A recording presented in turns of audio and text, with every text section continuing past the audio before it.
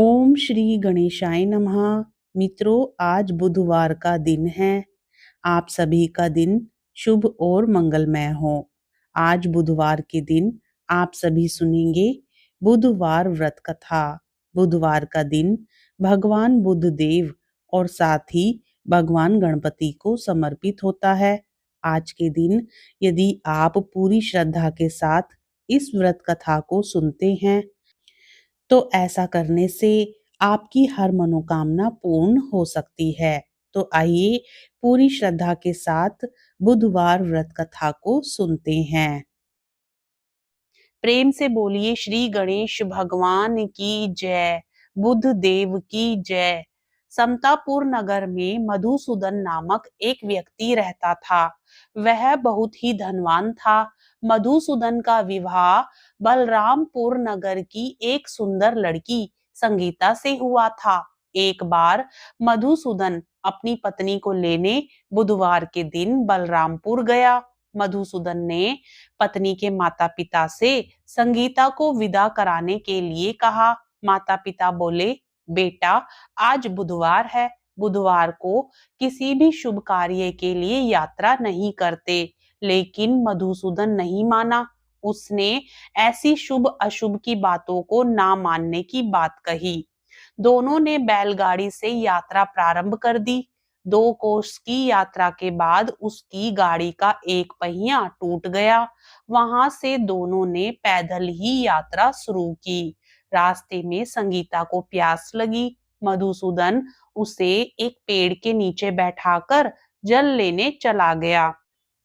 थोड़ी देर बाद जब मधुसूदन कहीं से जल लेकर वापस आया तो वह बुरी तरह हैरान हो उठा, क्योंकि उसकी पत्नी के पास उसकी ही शक्ल सूरत का एक दूसरा व्यक्ति बैठा था। संगीता भी मधुसूदन को देखकर हैरान रह गई।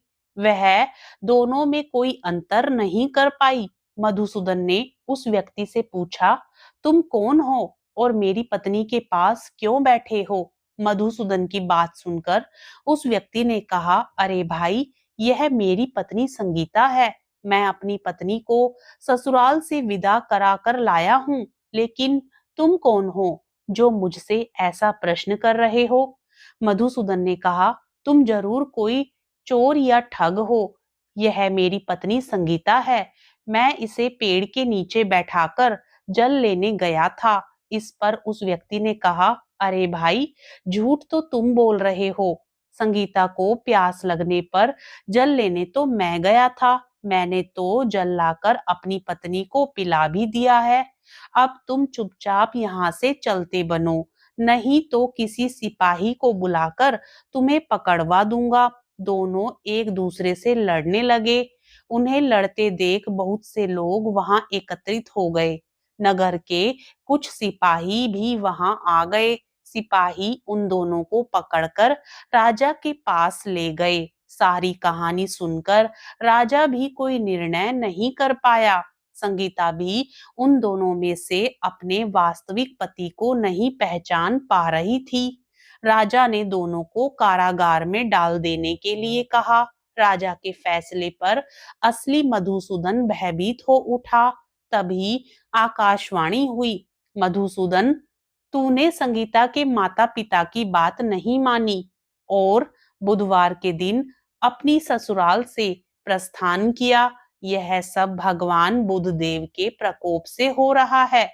मधुसूदन ने भगवान बुद्ध देव से प्रार्थना की कि हे भगवान बुद्ध देव, मुझे क्षमा कर दीजिए। मुझसे बहुत बड़ी गलती हुई। भविष्य में अब कभी बुधवार के दिन यात्रा नहीं करूंगा और सदैव बुधवार को आपका व्रत किया करूंगा। मधुसूदन के प्रार्थना करने से भगवान बुद्ध देव ने उसे क्षमा कर दिया। तभी दूसरा व्यक्ति राजा के सामने से गायब हो गया। राजा और दूसरे लोग इस चमत्कार को देखकर हैरान हो गए। भगवान बुद्ध देव की इस अनुकंपा से राजा ने मधुसूदन और उसकी पत्नी को सम्मान पूर्वक विदा किया। कुछ दूर चलने पर रास्ते में उन्हें बैलगाड़ी मिल गई। बैलगाड़ी का टूटा हुआ पहिया भी जुड़ा हुआ था। दोनों उसमें बैठकर समतापुर की ओर चल दिए। मधुसूदन और उसकी पत्नी संगीता दोनों बुधवार को व्रत करते हुए आनंद पूर्वक जीवन यापन करने लगे। इस तरह भगवान बुद्ध देव की कृपा से उनके यहाँ खुशियां बरसने लगी। इस तरह जो स्त्री पुरुष विधि पूर्वक बुधवार का व्रत करते हैं और व्रत कथा सुनते हैं, और यदि व्रत नहीं भी रखते हैं तो भी व्रत कथा को सुनते हैं, तो वे पुण्य फल प्राप्त करते हैं। भगवान बुद्ध देव उनके सभी कष्ट दूर करते हैं। प्रेम से बोलिए बुद्ध देव भगवान की जय। मित्रों, बुधवार के दिन बुद्ध देव की कथा सुनने के साथ ही भगवान गणेश की कथा को भी जरूर सुनना चाहिए। बुधवार का दिन भगवान गणेश की कृपा पाने के लिए भी खास माना गया है। मान्यता है जो व्यक्ति सच्चे दिल से बुधवार का व्रत करता है और विधि विधान से गणपति बापा की पूजा अर्चना करता है, उसके जीवन के सारे कष्ट दूर हो जाते हैं। बुधवार व्रत जीवन में सुख समृद्धि और धन दौलत लाता है। ये व्रत धन प्राप्ति के रास्ते खोलता है और सारे बिगड़े काम बनाता है। बुधवार व्रत में गणपति बापा की पूजा करने के बाद इस व्रत कथा को भी जरूर सुनना चाहिए। गणेश भगवान की इस कथा को सुनने से व्रत का संपूर्ण फल प्राप्त होता है। पौराणिक कथा के अनुसार एक बुढ़िया माई थी। वह रोजाना गणेश भगवान की मिट्टी की मूर्ति बनाती थी और पूजा करती थी।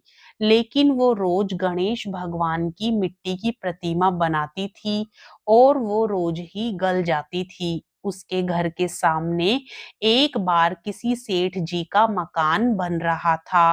बुढ़िया माई ने मकान बनाने वाले कारीगरों से बोला, भाई, मेरे मिट्टी के बनाए गणेश जी रोज गल जाते हैं। आप मुझे पूजा के लिए पत्थर से एक गणेश जी बनाकर दे दो तो आपकी अति कृपा होगी। मकान बनाने वाला कारीगर बोला, माई, जितनी देर में हम तुम्हारे लिए गणेश जी बनाएंगे उतनी देर में हम दीवार पूरी कर देंगे। बुढ़िया ये सुनकर दुखी मन से अपने घर वापस आ गई। दीवार पूरी करते करते कारीगर को शाम हो गई, लेकिन दीवार पूरी ना हो सकी। कारीगर जितनी बार दीवार बनाए उतनी बार वो टेढ़ी हो जाती थी। शाम को जब सेठ जी आए तो उन्होंने कहा कि आज कुछ भी काम नहीं किया। तब मकान बनाने वाला एक कारीगर सेठ जी के पास गया और उसने बुढ़िया माई वाली सारी बात बताई। तब सेठ जी ने बुढ़िया माई के घर गए और उनसे कहा कि माई, तुम हमारी दीवार सीधी कर दो तो हम तुम्हें एक सोने के गणेश जी बनवा कर दे देंगे। मित्रों, भगवान तो अंतर्यामी होते हैं। जब भगवान गणेश जी ने सेठ जी की यह बात सुनी तो वे प्रसन्न हो गए और उन्होंने सेठ जी की दीवार सीधी कर दी। सेठ जी ने प्रसन्न मन से बुढ़िया माई को सोने के गणेश जी बनवा कर दिए। इस प्रकार बुढ़िया माई भी बहुत प्रसन्न हुई। हे विनायक जी महाराज, जैसे आपने सेठ जी की दीवार सीधी करी, वैसे ही हमारे भी सभी कार्य सीधे करना। कथा कहने वाले, कथा सुनने वाले सभी के मनोरथ पूर्ण करना। प्रेम से बोलिए श्री गणेश भगवान की जय। जय गणेश जय गणेश जय गणेश देवा, माता जाकी पार्वती पिता महादेवा। एक दंत दयावंत चार भुजाधारी, माथे सिंदूर सोहे मूस की सवारी। जय गणेश जय गणेश जय गणेश देवा, माता जाकी पार्वती पिता महादेवा। पान चढ़े फूल चढ़े और चढ़े मेवा, लडुअन का भोग लगे संत करे सेवा। जय गणेश जय गणेश जय गणेश देवा, माता जाकी पार्वती पिता महादेवा। अंधन को आंख देत कोढ़िन को काया, बांझन को पुत्र देत निर्धन को माया। जय गणेश जय गणेश जय गणेश देवा, माता जाकी पार्वती पिता महादेवा। सूर शाम शरण आए सफल कीज सेवा, माता जाकी पार्वती पिता महादेवा। जय गणेश जय गणेश जय गणेश देवा, माता जाकी पार्वती पिता महादेवा। दीनन की लाज राखो शंभु सुतकारी, कामना को पूर्ण करो जाऊं बलिहारी। जय गणेश जय गणेश जय गणेश देवा, माता जाकी पार्वती पिता महादेवा। प्रेम से बोलिए श्री गणेश भगवान की जय। मित्रों, आज की कथा आपको कैसी लगी हमें कमेंट करके जरूर बताएं।